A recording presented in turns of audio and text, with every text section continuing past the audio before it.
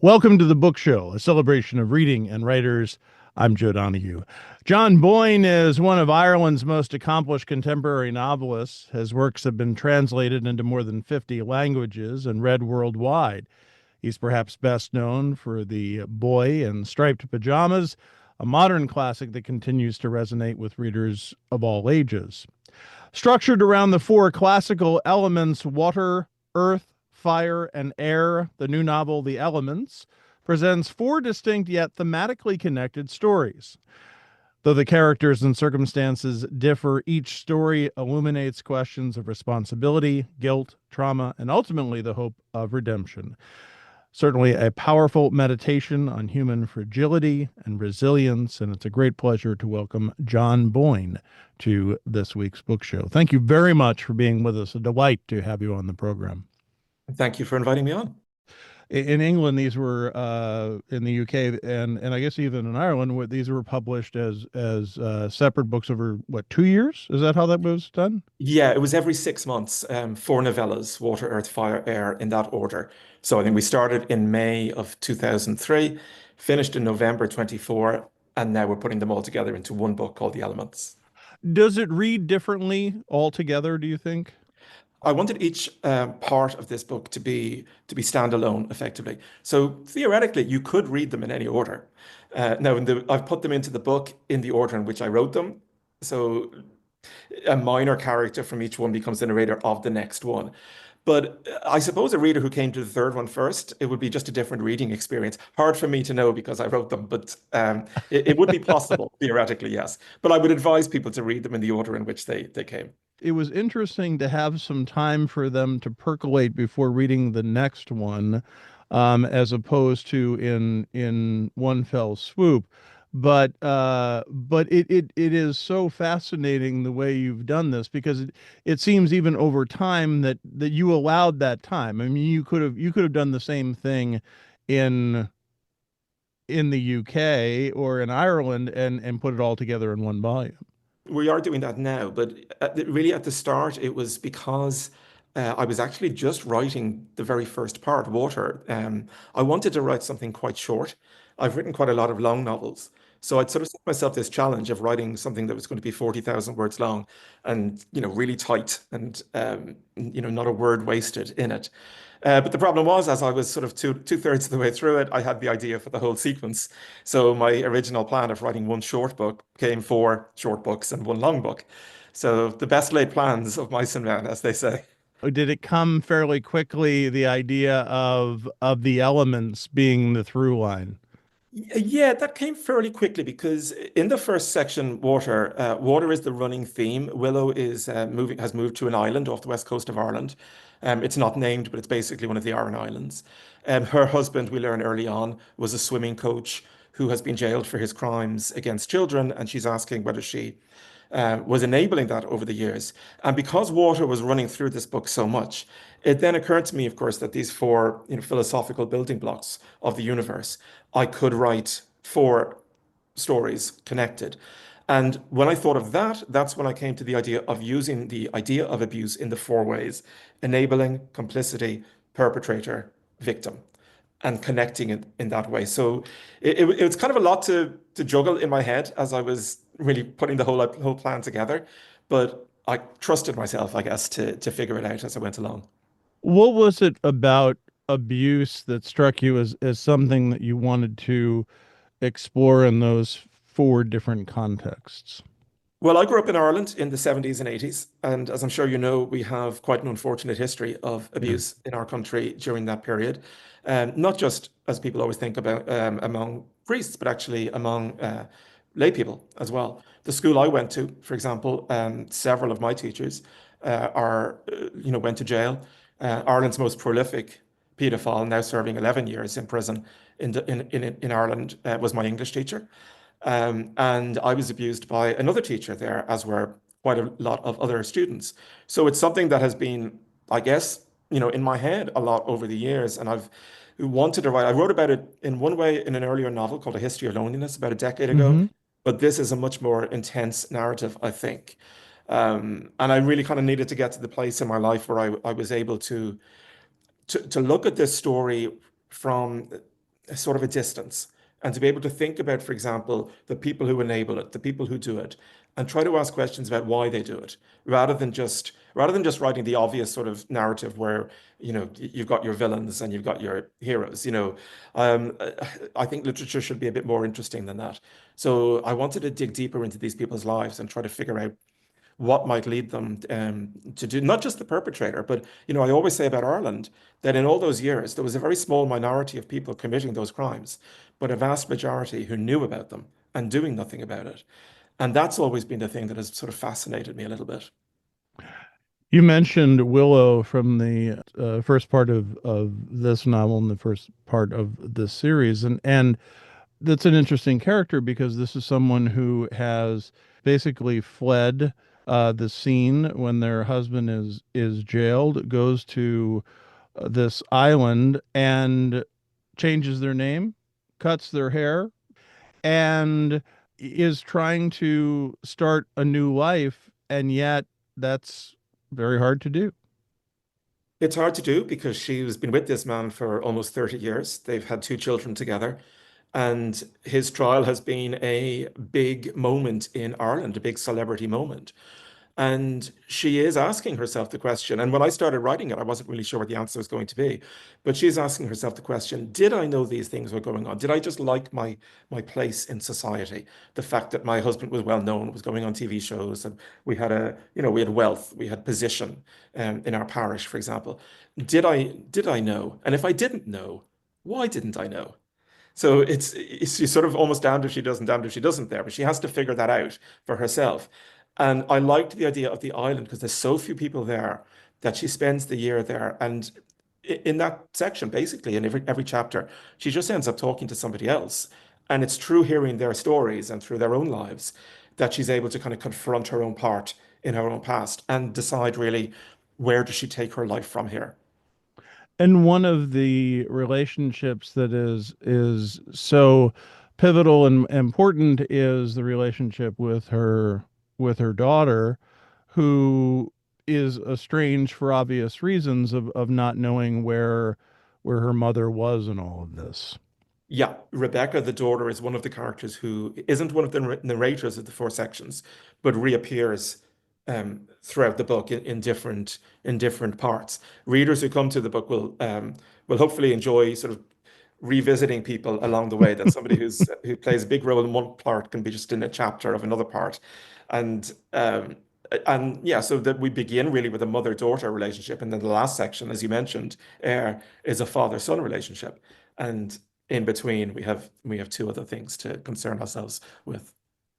You also see through that with Rebecca and coming in and out of the other books that the impact of what happened to her initially, of what she experienced in her life, has obviously ramifications and is firmly imprinted and makes her quite a bitter person.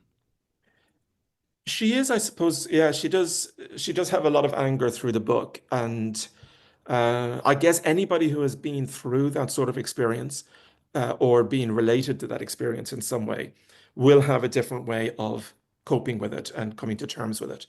Um, One of the things that I really aimed for was that when I got to the section where it's narrated by the survivor, I wanted in a way for that to be the most optimistic because I wanted actually for the reader to feel that somebody can go through this as my victim does in the book, but could actually get to the place in their lives where they say, I'm not going to allow my abuser to have even a second's worth more trauma in my life. I'm going to acknowledge what's happened. I'm going to live with what's happened, and I'm going to get on with all the years that I have yet to come. Rebecca doesn't quite have that response in the book. She's dealing with other issues that I don't want to spoil for readers, but some of the other characters do.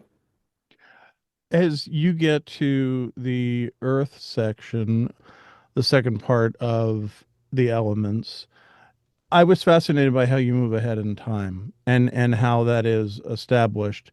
It isn't a set period of time for each section, but some time has gone by to allow these characters to grow and to move and in this case achieve some adulthood and yet not a lot of time to look back, but obviously the events still have an impact. Yeah, because we move on to there's of the four, there's it's woman, man narrators. So our second section, Earth, is a young man called Evan, a footballer, a real footballer, as in a British footballer, and he's a footballer, and he's on trial with one of his teammates, and his teammate is accused of rape, and he is accused of filming this rape and doing nothing to stop it. And we get a lot of his backstory of how he came from the island originally, what brought him to England, the ambitions that he had that weren't fulfilled, and the journey that led him to become a footballer, because that just happens to be his skill, even though he doesn't particularly enjoy the sport very much. And there's a lot there, I think, about masculinity, about the way these football academies in Britain, for example, will take in boys at the age of like 7, 8 years old, and they're in this cocoon effectively, because they're building them as assets, and their education, their emotional maturity is not looked after, I think, in the same way as their sporting prowess, which can lead to very difficult and complicated relationships with women, and a very kind of like warped view of what women are, on the planet for.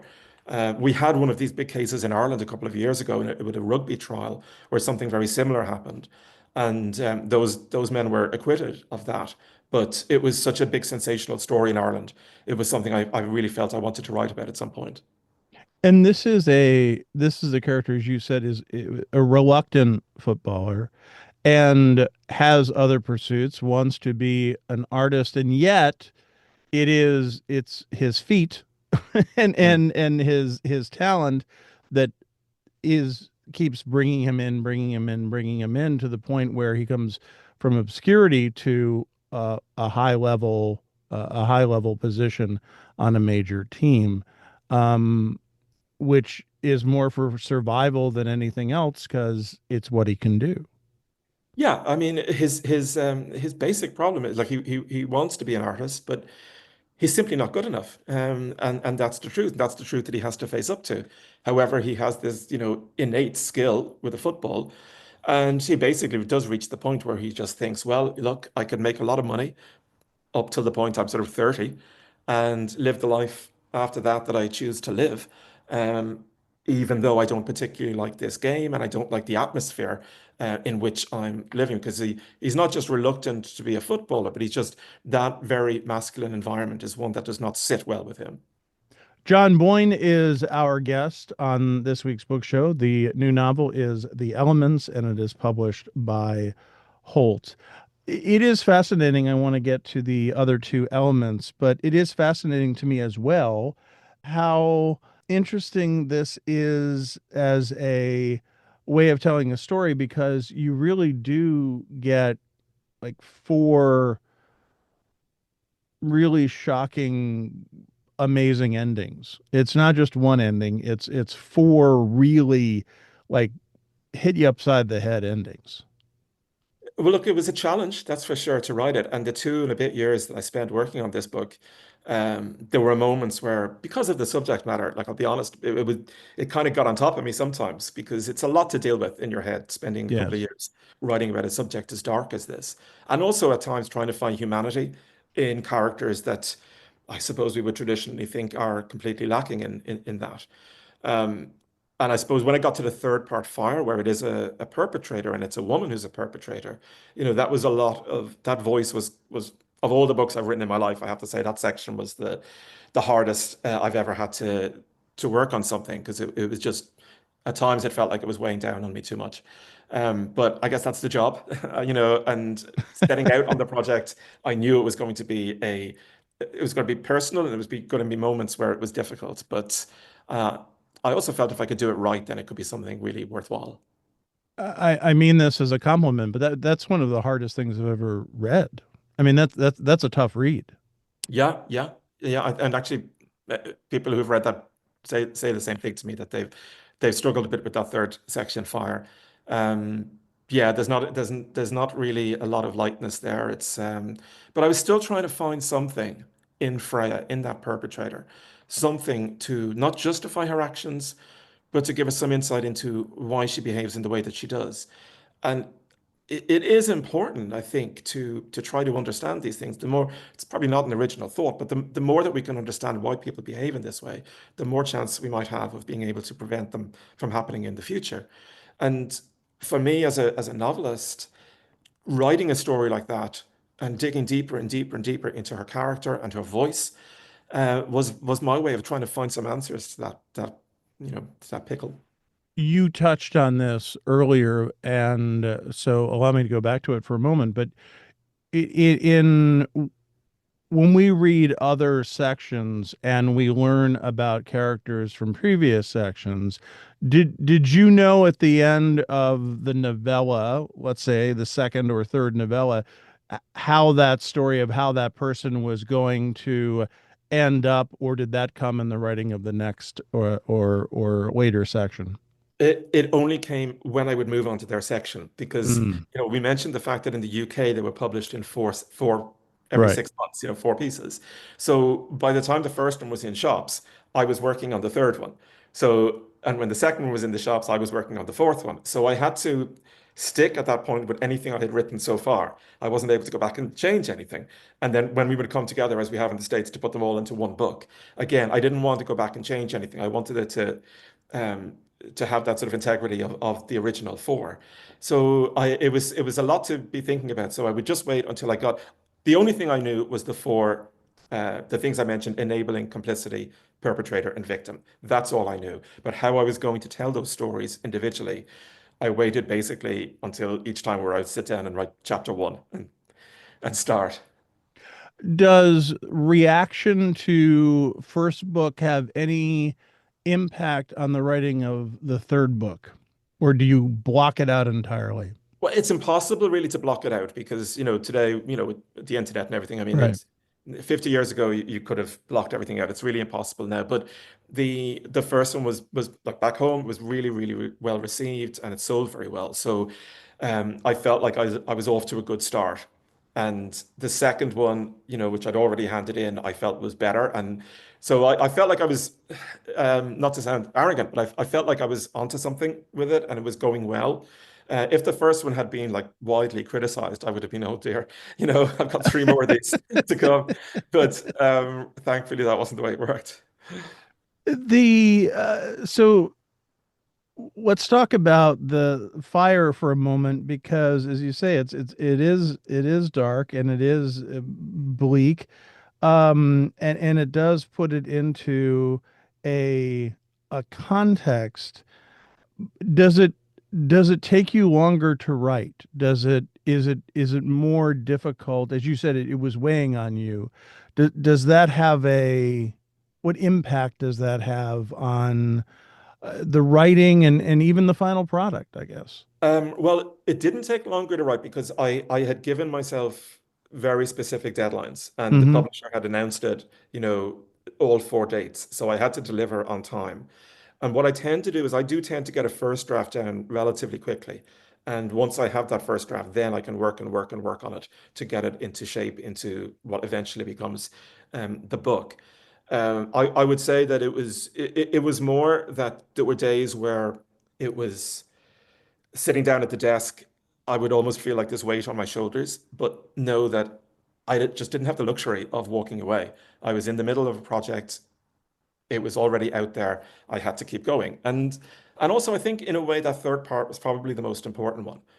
If I had got sloppy on that, then it would have messed up the sequence. And I do think that the perpetrator's voice was probably the most interesting one to write about, even though it was the hardest one to write. And then when you get to the final section and air, is there a sense of, okay, we're wrapping, not only am I telling this story, but we're wrapping this whole thing up? There was a sense of a little bit more lightness, I think, Yeah. to that section and to me as I was writing it. The end was in sight, but I knew how I wanted it to end. as I said, I want to end positively. Every book I think should have its authentic end.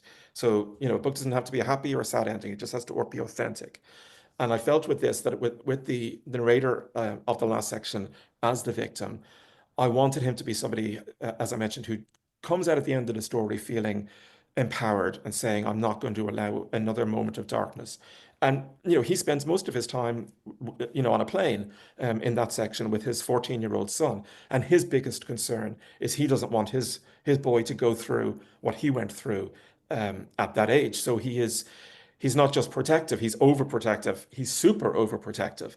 And that overprotectiveness is causing a rift between the two of them. But if you put two people on a plane for 24 hours together going from Sydney to Ireland, they're going to have to talk to each other. And I thought that was that's the best way to do it. So there was more lightness, I think, to that. Even a few jokes in that section, which Hmm. there's not too many jokes in the earlier bits, but there's a few jokes in that one. But boy, you have in that section, but throughout the book, the voice down of a teenager. I've written a few books for young people as Yes. well, and I was once a 14-year-old boy myself, and in the the dark days of history, and I've actually I do think I'm if I can say so myself, I think one of my skills is being able to write young people's voices reasonably well, because I wanted the father and son to be they love each other. He's always been a good dad, he's always been a good kid, but 14-year-olds are tricky at the best of times, and I wanted them to just be sort of bashing heads a little bit, but not in any, not in the same way that say Willow and Rebecca do in the earlier sections or when we revisit her. We also go a bit around the globe in the sense of you don't keep it while the first section is taking place on an island in Ireland. You do not keep it there, and it moves around. Was that by choice? Yeah, yeah, it was. We moved on to England, we moved to Australia, even to Dubai a little bit. And yeah, it was. I felt it could become very claustrophobic if everything was set in one small place. But they're all kind of small settings, the island, the football club, the hospital, the plane. They're all actually quite, yeah, small. And there's a small number of characters that each person really interacts with in each one. Did you learn that, or was that innate in the sense of keeping that cast of characters for each section relatively small?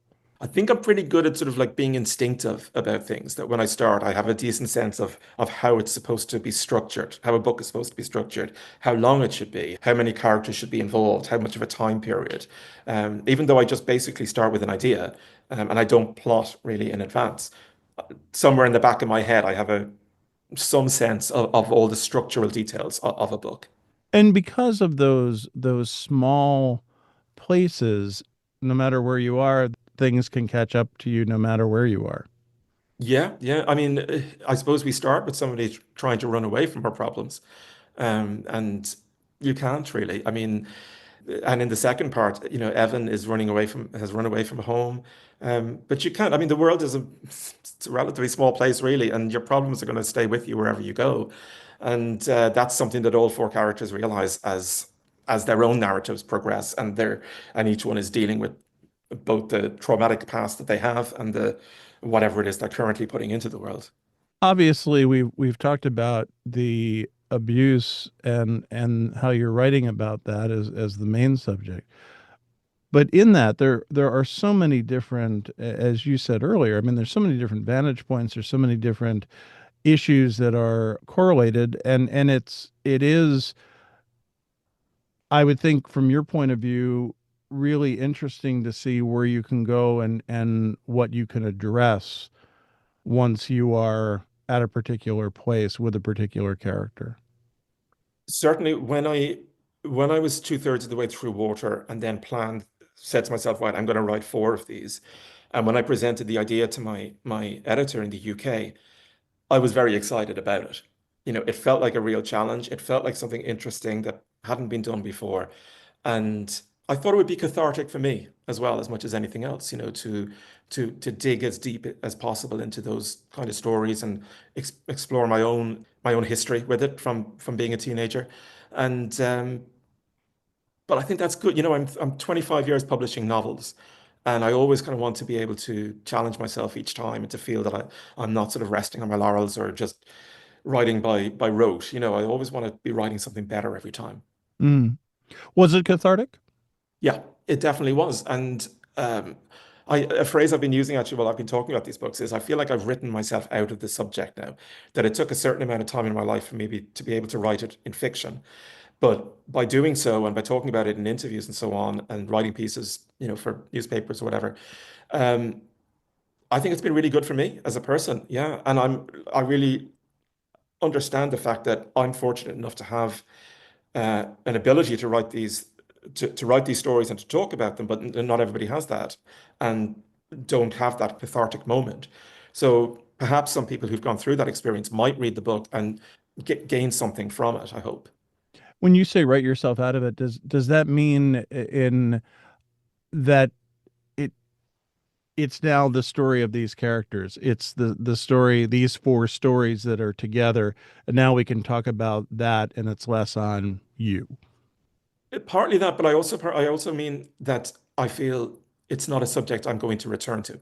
Yes. I mentioned A History of Loneliness, a novel from 10 years ago that I wrote, which touched on the subject, but that this book, The Elements, does it much deeper. And I feel almost that I've said everything I need to say in fiction on it in the book. And I mean, it's possible I'll get some great idea at some point, but I don't see another book in my future that explores this particular subject. So, without asking you what you're working on next, is it short or long? It's long. Okay. Well, actually, I often think that, books are often a reaction against the previous one. So The Elements is contemporary. What I'm writing is historical. Elements is dark. What I'm writing is quite funny. Um, so it's almost like using a different part of your brain when you put one project aside, you start something else and let all the other creative juices flow. Again, John Boyne's new novel is The Elements. It is published by Holt. Thanks to our producer, Sarah LeDuc. Write to us at book@wamc.org.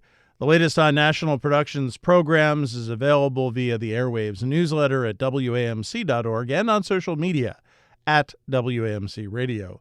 Bookmark us for next